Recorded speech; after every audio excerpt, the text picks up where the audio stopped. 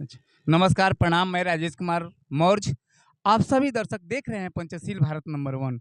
आज मैं एक ऐसे शख्स से मिलाऊँगा, जो इस भारत को दर्शन पर बात होगी, कुछ कविताएँ भी होगी, कुछ अंधविश्वास पर भी बात होगा कि भारत में कैसे आडंबर फैल रहा है, वो कैसे रोका जाएगा और इस पर भी चर्चा होगी।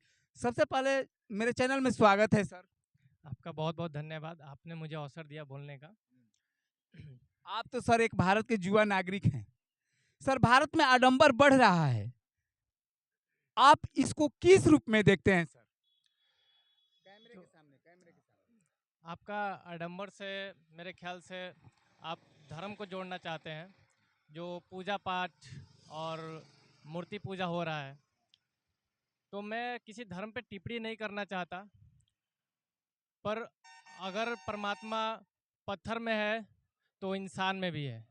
कहते हैं परमात्मा कण-कण में है, तो सिर्फ़ मूर्ति पूजने का कोई अर्थ नहीं बनता है। बुद्ध भगवान ने कहा बुद्ध भगवान ने कहा कि अपो दीपो भव, अपने भीतर के दीप को जलाओ। तो जो भी है हमारे भीतर है। मेरा अनुभव कहता है, मैंने अनुभव किया है कि जो भी है पूरी दुनिया हमारे भीतर समाहित है।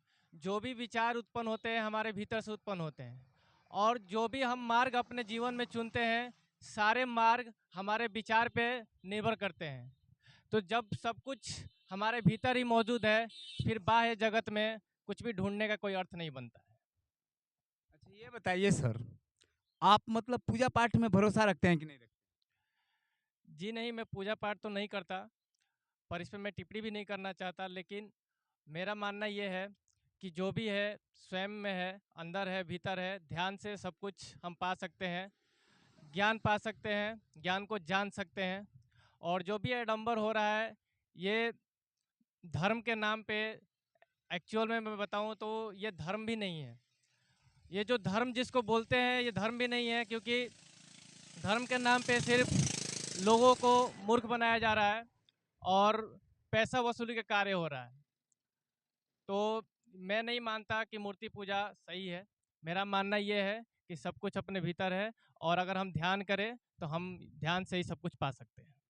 अच्छा ये बताइए सर, ये भारत में बड़े-बड़े मंदिर और मस्जिद बने हुए हैं। इंसानों के लिए घर नहीं है और पत्थर के लिए घर बनाए जा रहे हैं। कैसे भारत विज्ञान का देश बनेगा? इस पर आप चर्चा कीजिए। देखिए, धर्म नहीं, यहाँ पे ठेकेदारी चल रही है। अगर ठेकेदारी नहीं चलती तो फिर ये बिल्डिंगें नहीं बनती, और बिल्डिंगें बनने का मतलब कि कोई ना कोई ठेका लेके रखा है। तो ये मंदिर बनाने का कोई मतलब नहीं। अगर उस मंदिर के पैसे से हम गरीबों को सहयोग करें, जो असमर्थ है पढ़ाई लिखाई में उसको सहयोग करें, जो असमर्थ है भोजन पाने में उसको समर्थ करें, उसको हम सपोर्ट करें, तो हमारा जीवन सार्थक हो जाएगा और परमात्मा का प्रेम हम पे अपने आप बरसने लगेगा। क्या सर आप कविता-वविता भी कुछ कहना जानते हैं? हम सुने हैं, तो मेरे दर्शकों को कविता भी सुना दीजिए। जी, मैंने एक कविता लिखा था जब मेरी पहल शुरू हुई थी, जब खोज शुरू हुई थी परमात्मा की, सच की, ज्ञान की, तो मैंने एक कविता लिखा था, ये ख्वाबों का कारवां है, ना जाने कब तक चलेगा। ये ख्वाबों का कारवां है, ना जाने कब तक चलेगा, मौत आ ना जाए जब तलक, शायद ये तब तक चलेगा। ज़िंदगी एक पहेली है, सुलझानी पड़ेगी। ज़िंदगी एक पहेली है, सुलझानी पड़ेगी, कभी-कभी ज़िंदगी में पलकें भिगानी पड़ेगी। दौड़े जो खुशी की लहर ज़िंदगी में, तो होठों पे मुस्कान लानी पड़ेगी। अंत है क्या इस भंवर का, जाने ना कोई भी।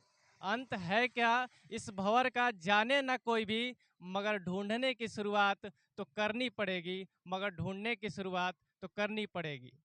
आँखों से ओझल है कहानी ज़िंदगी की, आँखों से ओझल है कहानी ज़िंदगी की, अगर देखनी है कहानी तो मन की आँख खोलनी पड़ेगी, देखनी है कहानी तो मन की आँख खोलनी पड़ेगी। अच्छा इस कविता का शीर्षक क्या है सर? ये ख्वाबों का कारवां है। इस शीर्षक का अर्थ है कि जो भी है मुझे महसूस होता है, मैं जो भी बोलता हूँ मैं अपना अनुभव व्यक्त करता हूँ। मैं ये नहीं कहता जो मैं बोल रहा हूँ सत्य है, लेकिन मेरा अनुभव है कि ये ख्वाबों का कारवां है। ख्वाबों का कारवां का अर्थ होता है कि ये जो भी नगरी बसी हुई है पृथ्वी पे, पृथ्वी या ब्रह्मांड, जो भी चाँद तारे ये सब कुछ दिखते हैं, ये सब एक सपने जैसा है, क्योंकि अगर ये सपने जैसा ना होता तो मौत के बाद ये सब टूटता ना। तो मुझे लगता है कि ये सब एक सपना है, जो कि जिसमें हम लोग जी रहे हैं, जो माया है इसमें हम लोग फँसे हुए हैं। अच्छा, ये चमत्कार होता है, बाबा लोग चमत्कार करते हैं, इसके विषय में क्या कहते हैं?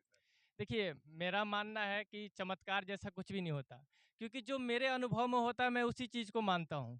जो मैं जानता हूँ उसी को मानता हूँ। हो सकता है चमत्कार होता हो, पर मेरे दृष्टिकोण से ऐसा कोई भी चमत्कार नहीं होता है, क्योंकि अगर चमत्कार होता तो दुनिया का सारा दुःख चमत्कार से ही दूर हो सकता था, सारी पीड़ा चमत्कार से ही दूर हो सकता था। फिर सब दुखी क्यों हैं? फिर ये सवाल आप उनसे पूछ सकते हैं जो चमत्कार करते हैं। अच्छा, ये बताइए, ये बाबा बागेश्वर धाम पर्ची निकालते हैं, ज़्यादा बोलिएगा तो आपका भी पर्ची निकाल देंगे सर। मुझे फ़र्क नहीं पड़ता, देखिए मैं उन पे टिप्पणी नहीं करना चाहता, लेकिन मैं इन सब चीज़ों में विश्वास नहीं रखता। आजकल डिजिटल ज़माना है और डिजिटल ज़माने में किसी का भी किसी का भी व्यक्तिगत रूप से जो भी उसका पर्सनल डिटेल्स है, उसको निकालना कोई बड़ी बात नहीं है। निकाला जा सकता है, लेकिन मैं उन पे उँगली नहीं उठा रहा। बस मैं इतना कहना चाहता हूँ कि अगर सारे रोग, दुःख और एक पर्ची निकालने से ठीक हो जाते, एक हनुमान जी की कृपा से ही ठीक हो जाते, तो फिर कोई वैद्य का काम नहीं, डॉक्टर का काम नहीं, फिर सारे डॉक्टरी जितने भी है, जितने भी हॉस्पिटल है, सारे हॉस्पिटल को बंद कर देना चाहिए। धन्यवाद सर, मेरे चैनल में ऐसी बातें कहने के लिए। मैं राजेश कुमार मौर्य, सभी दर्शकों का पंचशील भारत नंबर 1 में स्वागत है।